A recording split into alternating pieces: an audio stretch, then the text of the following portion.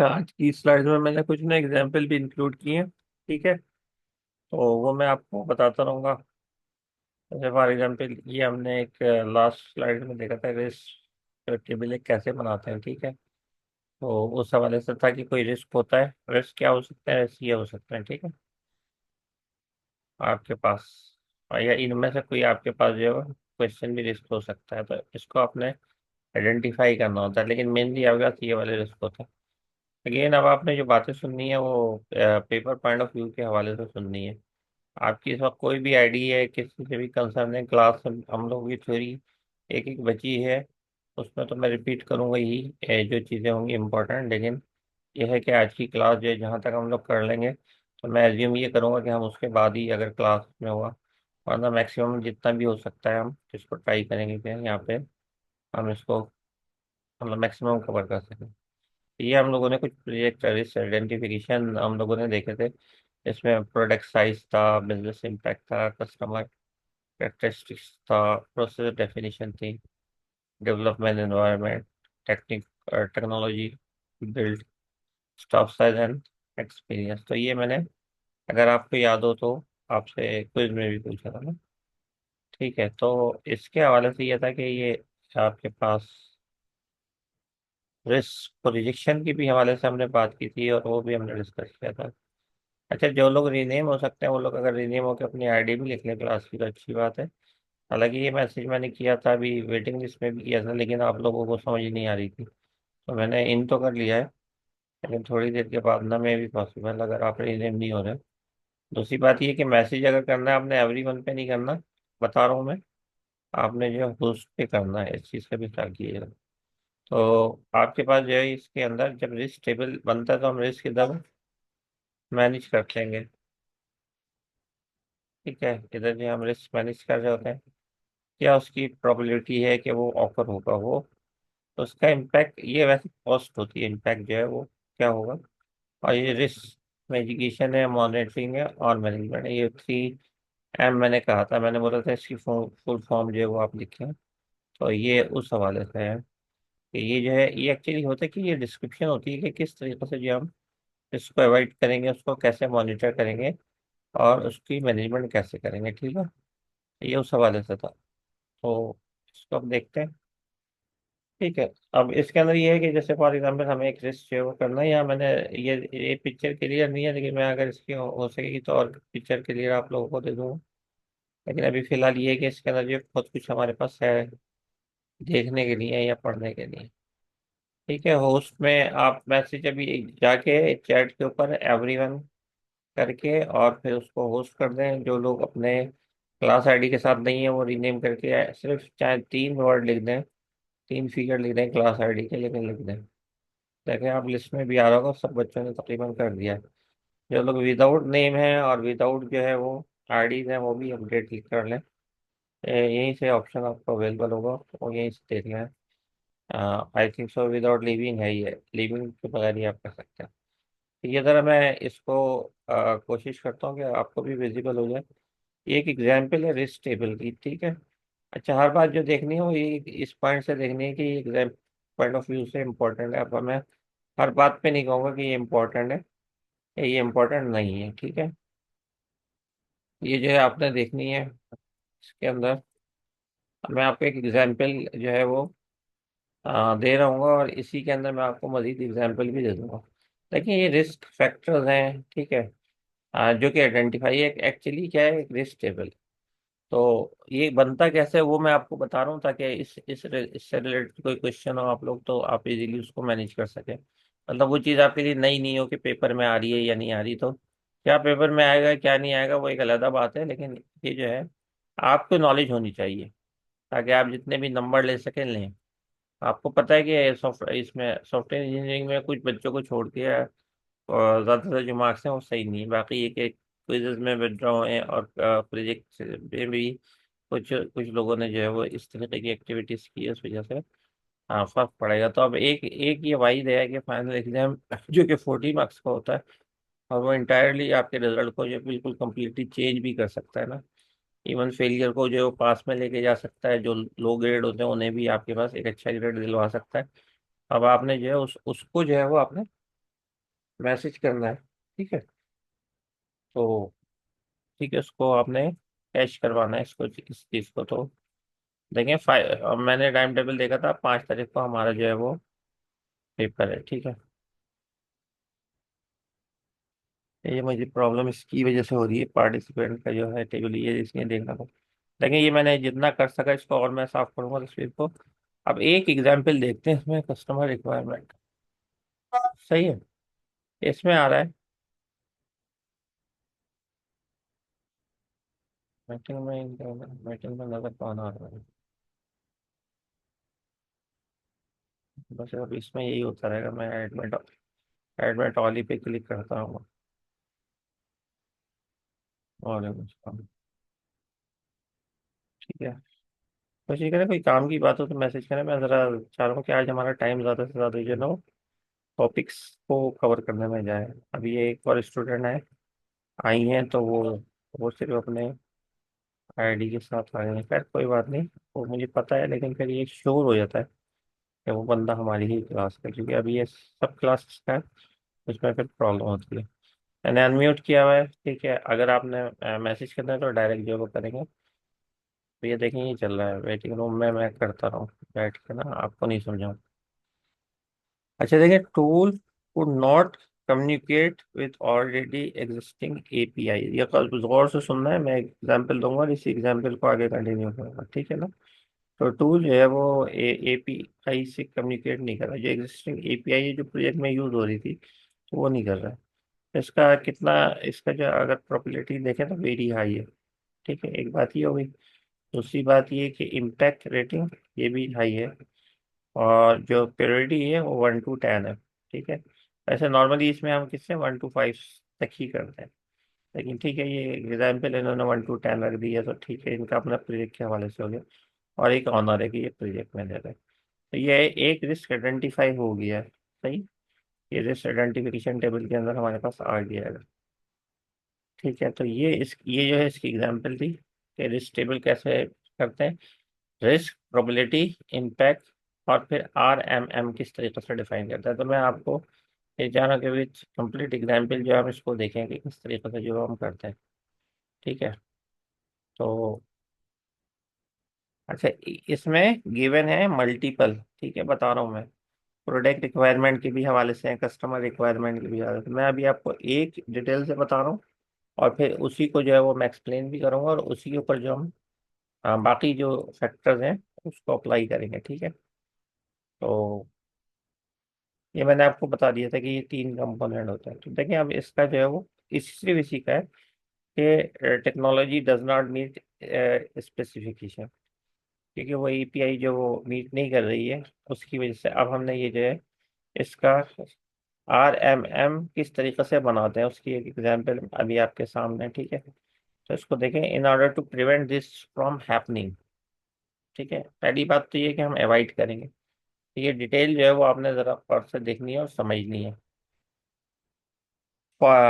Meeting formal and informal will be held with the customer on the routine basis. अब ये अगर देखें तो ये रिक्वायरमेंट किसकी थी, ये थी हमारे पास कस्टमर की। ये मैं आपको एक जो है वो डिटेल बता रहा हूँ, बाकी सब इसकी एग्जाम्पल है, तो वो आप जो है वो देख सकते हैं अपना तौर के ऊपर, ठीक है।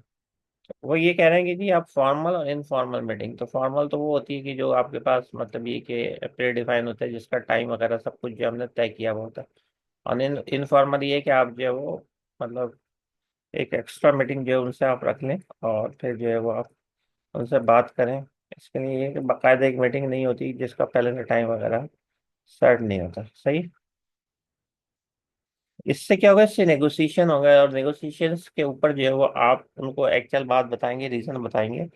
और उसके साथ जो है वो ये भी है कि specification of the customer are equivalent, ठीक है। एक्चुअली ये है कि उसका काम होना चाहिए। अगर आपके पास जो है इस किस्म की एपीआई है जो अभी इंटीग्रेट होने में प्रॉब्लम कर रही है, लेकिन उसका जो है वो हमें काम होना चाहिए, तो इसलिए हम उससे ये मीटिंग करके बाकायदा उसको इन्फॉर्म कर रहे हैं, ठीक है, कि ये चीज़ जो है मे बी पॉसिबल है। मॉनिटरिंग क्या है, अब आप उसको किस तरीके से मॉनिटर कर रहे हैं, इस तरीके से कर रहे हैं कि ये इंश्योर करेगा कस्टमर और ऑर्गेनाइजेशन दोनों चीज ही इस रिक्वायरमेंट की वजह से या इस रिस्क की वजह से जो भी प्रॉब्लम्स आ सकते हैं उसको अंडरस्टैंड कर रहे हैं, ठीक है।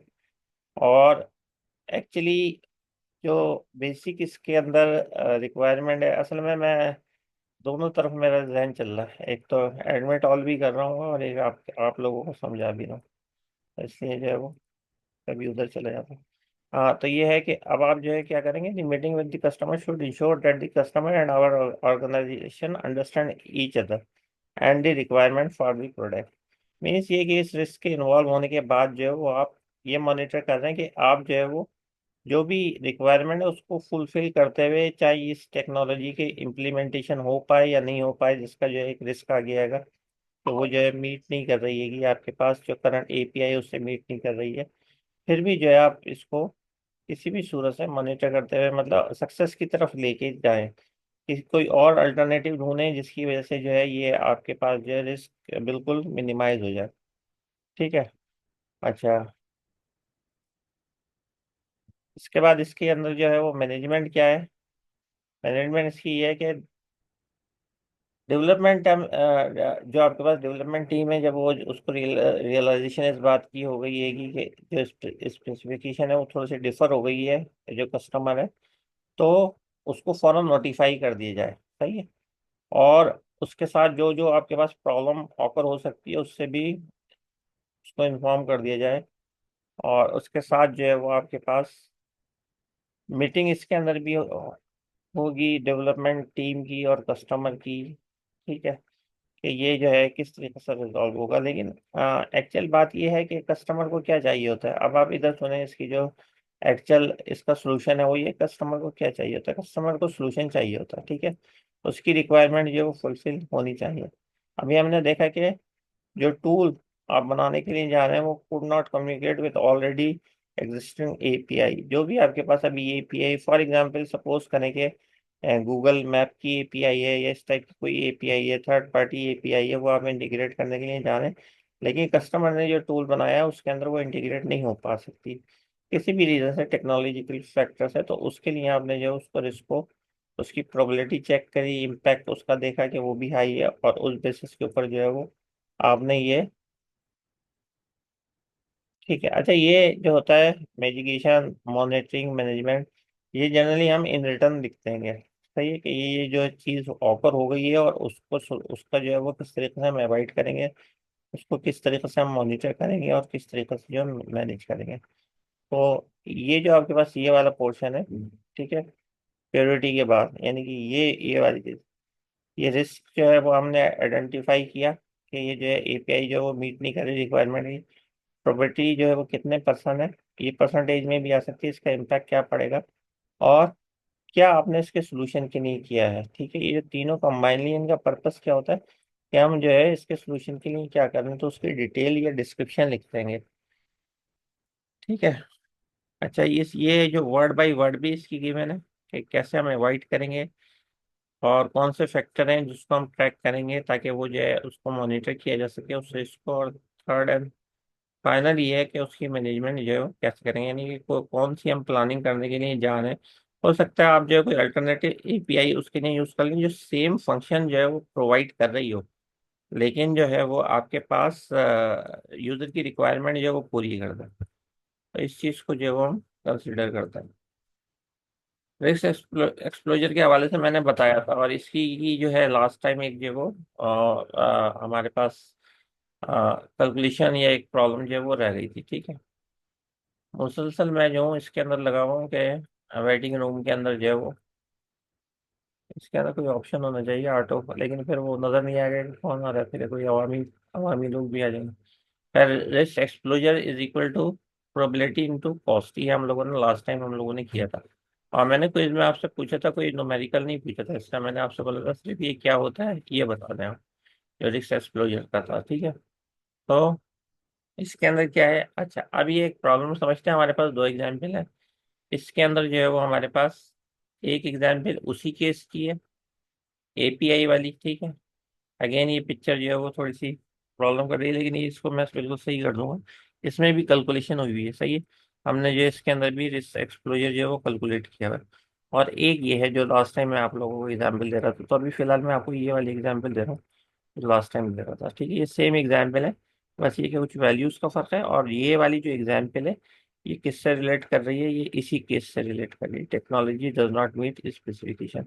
और ये किससे मीट मीट कर रही है? इससे मीट कर रही है। इसका मतलब है कि जो हमने रिच टेबल के अंदर आइडेंटिफाई किया था, उसको RMMM डिफाइन यहाँ पे किया हुआ है। और उसके बाद उसका जो प्रॉब्लम है, सही, यानी आपके पास जो रिस्क एक्सपोजर है उसकी जो कैलकुलेशन है यहाँ पे की है। तो इसकी एग्जांपल मैं इसके थ्रू दे दूंगा। ये लास्ट टाइम वही थी हमारे पास, जो हमारे पास रह गई थी, ठीक है। तो इसी के थ्रू जो हम बात शुरू करते हैं, अब और से सुने। बात ये है कि हमारे पास जो है एक सॉफ्टवेयर जो वो बनने के लिए जा रहा है, ठीक है। अच्छा, नॉर्मली ये होता है सॉफ्टवेयर हाउस के अंदर के आपके पास पहले जो प्रोजेक्ट्स पड़े हुए होते हैं ना, तो वो बहुत काम आते हैं। किस लिहाज से काम आते हैं कि अगर फॉर एग्जांपल HR का एक बनने के लिए आया हुआ है, और आप भी जो HR का ही एक और बना रहे, मतलब पहले से बना हुआ है, तो आप क्या करेंगे? आप ये देखेंगे, पहली तो कोशिश ये होगी ना कि वो पूरा का पूरा ऑलरेडी हमारे पास बना हुआ है, सॉफ्टवेयर तैयार है, तो वो किस तरीके से जो वो मीट कर सकता है, ठीक है। यानी कि नए प्रोजेक्ट, फॉर एग्जाम्पल सपोज करें थोड़ी सी चेंज के साथ जो है वो, मतलब 90% चेंज के साथ हम उसको इम्प्लीमेंट कर देते हैं नई कंपनी के लिए।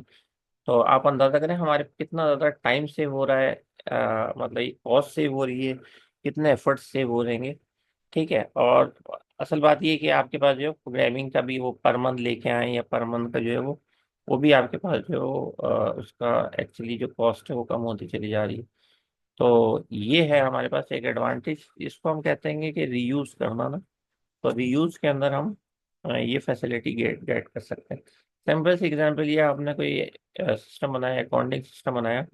आपकी अपनी कोई फर्म है, आपको अकाउंटिंग सिस्टम बना के रखा हुआ है। अब वो सक्सेसफुल हो गया, या जिसने वो आपसे लिया है उसने 2-3 और लोगों को बताया कि हमारा जो है अकाउंटिंग सिस्टम बहुत सक्सेसफुली हो रहा है। तो अगर आपके पास सेकंड नेक्स्ट टाइम ऑर्डर आता है, तो आप पहली कोशिश ये होगी कि पूरा का पूरा रेडी है। इसमें जो है ऑलरेडी आपके पास प्रॉफिट की कैलकुलेशन हो रही है, रेवेन्यू एक्स जितना भी एक्सपेंस हो रहा है वो कंपनी का सब रिकॉर्ड हो रहा है ना। तो आप क्या करेंगे? कोशिश ये करेंगे कि अकॉर्डिंग टू न्यू रिक्वायरमेंट, और रिक्वायरमेंट आपकी जो है वो 90% तो सेम होगी, क्योंकि इसका टाइटल ही अकाउंटिंग सिस्टम है। 10% अगर उनकी कस्टमाइज है तो वो आप करके, और अपनी तमाम क्लासेस जो है उसको आप रीयूज, तमाम चीज़ें जो रीयूज कर सकते हैं। तो अगेन इसके अंदर एफर्ट और टाइम जो है, तो ये हमारे पास जो है एक आइडियल सिचुएशन होती है कि ऑलरेडी आपके पास 3-4, आप सपोज करें कि आपने 3-4 किस्म के जो है HR बना लिए, और फिर आपके पास जो है वो ऑर्डर आया HR का, तो फिर हम ये देखते हैं कि किस में ज़्यादा मैच कर रही है रिक्वायरमेंट। जिसमें मैच करती है वो वहाँ से उठाते हैं उसका सोर्स कोड, और उसी को मॉडिफाई करने लगते हैं। तो ये हमारे पास एग्जांपल ऐसी है रिस्क एक्सपोजर की। इससे पहले जो है वो आप देख लें कि ये अभी हमने एक रिस्क टेबल की एग्जांपल करी, इसमें सिर्फ ये पहला वाला हम चेक कर रहे हैं। ये और एग्जांपल है, ये आप अपने दौर के ऊपर देख सकते हैं किस तरीके से RMMM डिफाइन करते हैं। इसी प्रॉब्लम के लिए हमने डिफाइन करा। उसके बाद ये रिस्क एक्सप्लोजर जो है वो अब हम देखने के लिए जा रहे हैं। अच्छा, जो अभी प्रॉब्लम देखते आ रहे हैं उसका ये है गिवन है, ठीक है। तो अभी ये इसकी पिक्चर मैंने अभी आपसे कहा, मैं क्लियर आप लोगों को दे दूंगा। जो लोग अपने आप को रीनेम कर सकते हैं वो अपनी क्लास ID वगैरह भी रीनेम कर लें, ठीक है। अच्छा, अच्छा देखें, अब इसको करते हैं कि कोई सॉफ्टवेयर कंपोनेंट था वो हमें जो है ना दोबारा बनाना था। तो अभी हमें ये पता चला कि हम तो चाह रहे थे कि 100% रीयूज हो जाए ना, लेकिन हमें ये पता चला कि 70% of the software component schedule for reuse, सही है। और ये इंटीग्रेट हो सकते हैं नई एप्लीकेशन में। तो जो रिमेनिंग जितनी भी नया सॉफ्टवेयर आया है उसके अंदर, यानी कि 30% वो हमें शुरू से डिजाइन करना पड़ेगा। सिंपल सी प्रॉब्लम मैंने आपको समझा दी। पहले से एक सॉफ्टवेयर बना हुआ था, आपको इस टाइप का एक सॉफ्टवेयर आया, आपने बोला 70% जो हम रीयूज कर सकते हैं, आपने चेक कर लिया अपने पास, और 30% जो है हमें इसको मजीद बनाना पड़ेगा, ठीक है ना। सही है। तो टोटल आपने कैलकुलेट करे तो आपको पता चला कि, अच्छा अभी हमने बात की है 70 और 30% की, सिर्फ परसेंटेज की बात की है, सही है, काउंट नहीं करा। अब आपने जब काउंटिंग शुरू करी तो आपको ये पता चला कि 60 यूजेबल सॉफ्टवेयर कंपोनेंट्स वर प्लान, यानी 60, सब सपोज कर लें, आप ऑब्जेक्ट ओरिएंटेड करते हैं, सपोज कर लें कि 60 क्लासेस और बनेंगी, ठीक है ना। अभी आपको ये पता चला कि 60 क्लासेस बनेंगी, और वो जो है एक तरीके से नई क्लासेस जो होंगी वो होगी बनेगी। तो अब यहाँ पे ज़रा सा आप ज़रा जहन इधर रखें, मैं आपको इसको बताने के लिए जा रहा हूँ कि 60% की 70% तो भाई बनी हुई है ना। तो अगर हम इसको 60 को रख के इसका 70% निकालें तो बनेगा 42। सही है। 60 अगर क्लासेस बननी है उसका हम 70% बना निकालें तो बनेगा 42। इसका मतलब 42 क्लासेस ऑलरेडी बनी हुई हैं। ठीक है। 42 क्लासेस ऑलरेडी बनी हुई हैं। अब ये सवाल पैदा होता है कि वो बोल रहे हैं 30%, तो 60 का अगर हम 30% निकालें तो आंसर आता है 18, 18। तो 18 इसका मतलब हमें मजीद क्लासेस जो है वो बनानी है। ठीक है। क्योंकि 42 क्लासेस तो बनी थी, 60 जो है वो आपके पास टोटल काउंट हुआ था कि 60 जो है वो हमारे पास एक्चुअली नए जो सॉफ्टवेयर है उसमें बनेगा। तो ऑलरेडी जो बनी हुई थी उसमें से हमें पता चला कि 70% तो हमारे पास पहले सॉफ्टवेयर बना था, उसकी हम क्लासेस ले लेंगे, यानी 42 उसकी ले लेंगे। और 18 जो है वो क्या करेंगे, 18 अब हमें नहीं बनाना पड़ेगी। ठीक है ना। तो अब ये पता, अब देखें वो जो पुराना सॉफ्टवेयर बना है उसका फायदा कितना हो रहा है। अब ये तो पता चल गया कि 18 क्लासेस जो है वो नई हमें बनाना पड़ेंगी। ठीक है, नंबर वन। नंबर ये जो पुराना सॉफ्टवेयर बना हुआ था उसमें हमें पता चला कि हर class average 100 line of code की थी। ठीक है। हर क्लास का जो एवरेज था वो 100 लाइन ऑफ कोड का था। ठीक है, ऑन एन एवरेज। और उसके बाद जो आपके पास सॉफ्टवेयर यानी पर लाइन ऑफ कोड था वो तो $14, या हम रुपीज में बात कर लेंगे। तो ये था। तो सिंपल सा तरीका ये है कि 18 हमें क्लासेस बनानी थी। अब गौर से सुने, 18 क्लासेस बनानी थी। 100 जो थे उसके टोटल लाइन ऑफ कोड था एवरेज, और हर एक के ऊपर ₹14 जो था खर्चा था। तो टोटल हमारे पास क्या बन गया, 25,200। ठीक है, ये आपको क्लियर है। अब जो है वो बात करते हैं आगे। अब वो बोलते हैं इसका चांस कितना है, 80%। ये हमने खुद नहीं निकाला 80%, उन्होंने गिवन है ये। 80% जो है रिस्क की प्रोबेबिलिटी है कि ऑकर हो जाए, यानी हमें जो ये चीज़ें बनानी पड़ेंगी। तो उस सूरत के अंदर जो आपके पास रिस्क रिस्क एक्सपोजर कैलकुलेट करते हैं, ये भी हमने फार्मूले से करा। ये कैसे करा, हमने फार्मूला देखा था ये, RE = P × C। प्रोबेबिलिटी उन्होंने दे दी थी 80%। कॉस्ट क्या निकाली, 25,200। जब हमने इसको मल्टीप्लाई करा तो हमारे पास ये आंसर आ गया। ठीक है। अब आप जो है उससे सिर्फ ये देखेंगे, ये जो प्रोबेबिलिटी है आप कम करते चले जाएं। जितने कम करेंगे तो उसकी कॉस्ट भी जो है आपके पास जो है वो कम होती जाएगी। फॉर एग्जाम्पल सिर्फ 10% प्रोबेबिलिटी थी, तो जब हम 10 से इसको मल्टीप्लाई करेंगे तो ये 2,520 आएगा। इसका मतलब है कि जितनी हाई प्रोबेबिलिटी होती है उतनी जो है उसकी इम्पैक्ट कॉस्ट का जो है वो ज़्यादा पड़ रहा है। अच्छा, ये क्या है, ये इसका रिस्क फैक्टर है। ठीक है, इसको आप स्टडी कर लीजिएगा, अगर हो सका तो क्लास के अंदर हम एक नज़र देख लेंगे। लेकिन है ये वही कि उसके अंदर जो है वो किस तरीके से जो है एक रिस्क को कैलकुलेट किया गया है। ठीक है। अच्छा, और कौन कौन से रिस्क होते हैं हमारे पास, रिस्क किस किस चीज से एसोसिएट होता है। तो सबसे पहली बात ये प्रोडक्ट साइड। अच्छा, प्रोडक्ट साइज का वर्ड आ जाए तो अपने ध्यान में सिर्फ इतना रखना है कि हम बात किसकी कर रहे हैं, हम सिंपल बात कर रहे हैं सॉफ्टवेयर की। सही है। तो सबसे पहले जो आपके पास पॉइंट आता है उसमें उसमें आता है लाइन ऑफ कोड और फंक्शनल पॉइंट। ठीक है, दो चीजें आती हैं, ये आप लोग देख चुके हैं। ठीक है। और उसके साथ क्या आता है, उसके अंदर आता है नंबर ऑफ प्रोग्राम्स, यानी कितने मॉड्यूल्स आपने बनाए हैं। अब देखें, जितनी भी हम बात करेंगे ना वो सिर्फ प्रोडक्ट या सॉफ्टवेयर के हवाले से करेंगे। इसके अंदर कि कौन कौन से एट्रीब्यूट हैं जो अफेक्ट कर सकते हैं इसको। तो नंबर ऑफ प्रोग्राम जो अगर वो ज़्यादा बढ़ते चले जाएंगे या उनकी रिक्वायरमेंट चेंज होती चली जाएगी उसके अंदर, और साथ में ये कि कितनी फाइल यूज़ होंगी।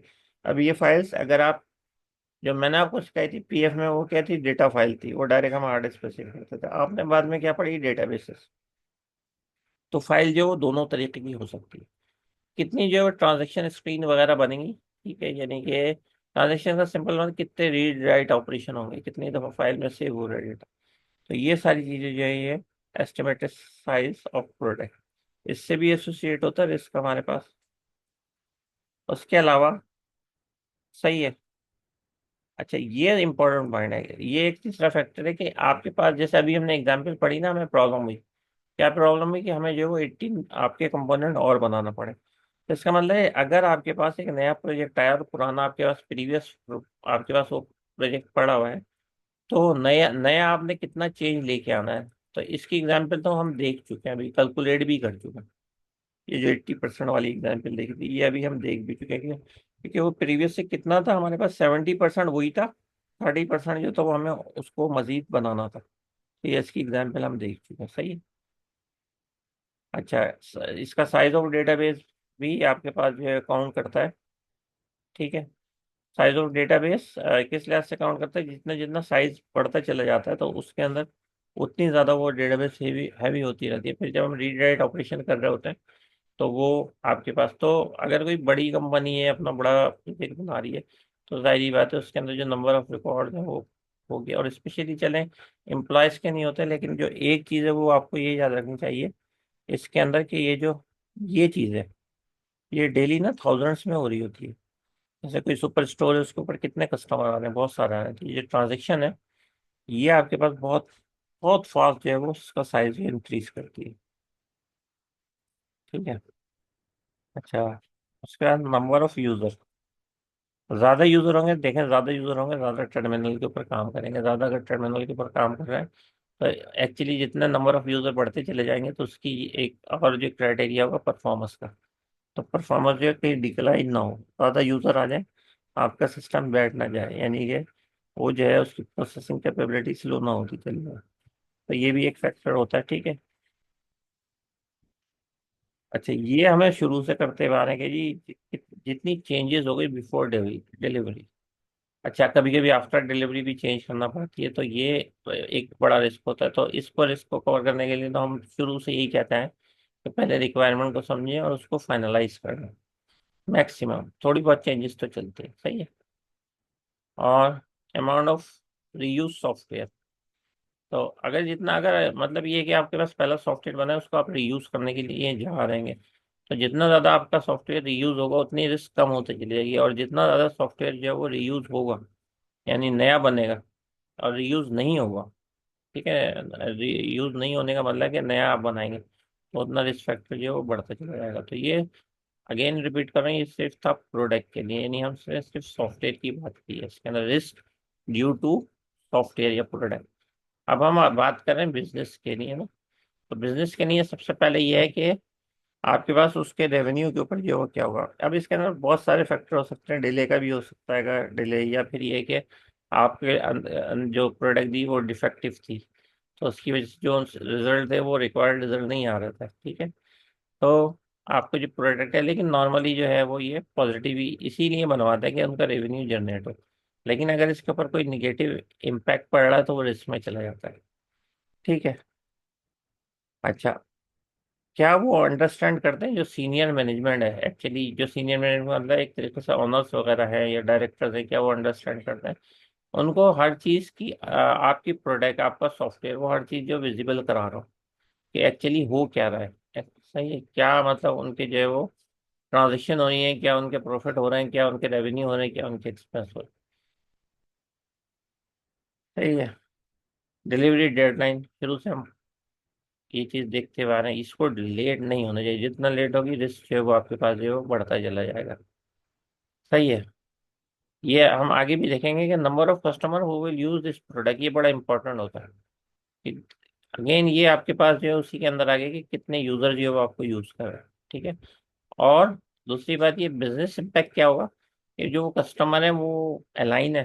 अलाइन का मतलब मैंने 2-3 दफा क्लास में भी डिस्कस किया कि वो भी रेडी हैं इस बात के लिए कि वो प्रोजेक्ट जो है वो यूज करना चाह रहे हैं, प्रोडक्ट को सपोर्ट, एक चीज होती है प्रोडक्ट को सपोर्ट करना, यानी सॉफ्टवेयर जो बनने के लिए है उसको सपोर्ट करना। अब इसमें बहुत सारे फैक्टर होते हैं, एक दो मैंने क्लास में भी डिस्कस किए, कहीं पे पॉलिटिकल फैक्टर होते हैं, कहीं पे वो ये समझ रहे होते हैं उनको जो है वो जॉब जो है वो जाने का खतरा है, कहीं पे वो ये समझ रहे होते हैं कि ट्रांसपेरेंसी जो है ना, जो वो एक्टिविटी करेंगे वो नजर आएगी। यानी सॉफ्टवेयर जो है वो एक तरीके से सीसीटीवी कैमरे का काम करती है। अब जहाँ सीसीटीवी कैमरा रखा हुआ होता है ना, वहाँ आप देखते हैं, आप एहतियात करते हैं। तो इसमें क्योंकि आप लॉगिन होते हैं, आपके सारे पासवर्ड वगैरह के थ्रू लॉगिन होते हैं, तो किस तो आप लॉगिन हुए हैं, क्या आप एक्टिविटी परफॉर्म कर रहे हैं, ये तमाम चीज़ें आती हैं, सही है। अच्छा, ये मैंने क्लास में के अंदर भी डिस्कशन की थी इसकी, कि ये करंट आपके पास एग्जिस्टेंस सॉफ्टवेयर चल रहा है, ठीक है, उससे जो है वो इंटीग्रेट होने में कोई प्रॉब्लम तो नहीं आ रहा।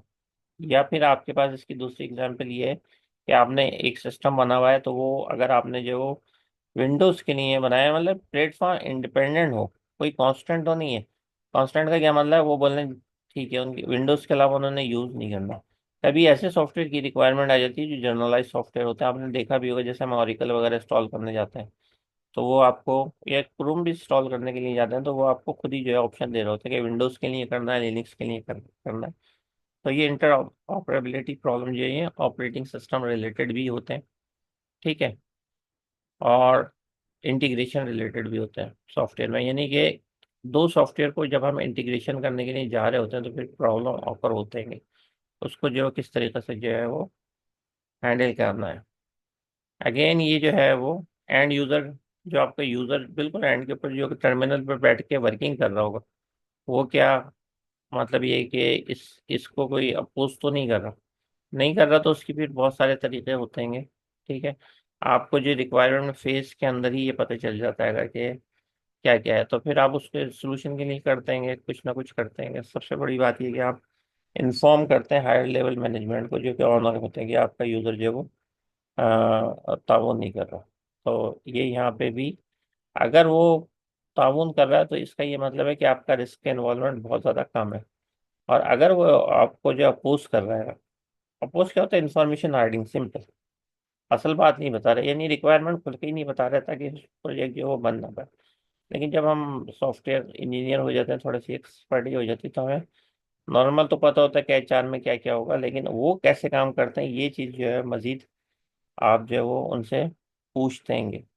अगर कोई चेंज है तो फिर क्या करते हैं, आप जनरल सॉफ्टवेयर को कस्टमाइज करते हैं, थोड़ा सा चेंज करते हैं उनकी रिक्वायरमेंट के हवाले से। सही है।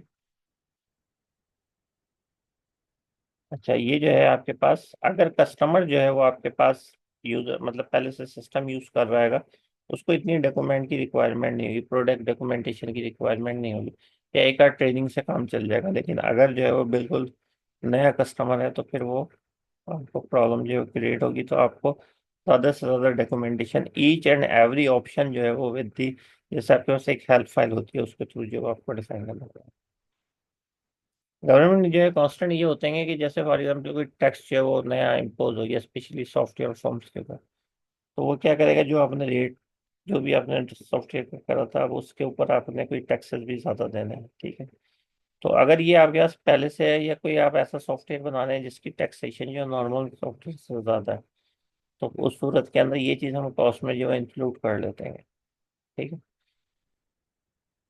या फिर आप कोई ऐसा सॉफ्टवेयर बना रहे हैं जिसको जो है गवर्नमेंट की तरफ से जो पाबंदी है, लेट्स सपोज आप जो है वो कोई डिफेंस का कोई मिसाइल को रिकॉग्नाइज करने का, कि वो कहाँ से आ रहा है उसकी डायरेक्शन, तो ये गवर्नमेंट की तरफ से नहीं है, तो डिफेंस का, ये तो आर्मी आपको पकड़ लेगी। तो ये चीज़ें हमें देखनी होती हैं। ऐसा तो कोई सॉफ्टवेयर नहीं बना रहे जो कि मतलब ये इस किस्म की चीज़ को प्रमोट करे जो गवर्नमेंट की तरफ से मना हो। जितना लेट होते चले जाएगा उसकी कॉस्ट जो है वो बढ़ती चली जाएगी, हमें पता है।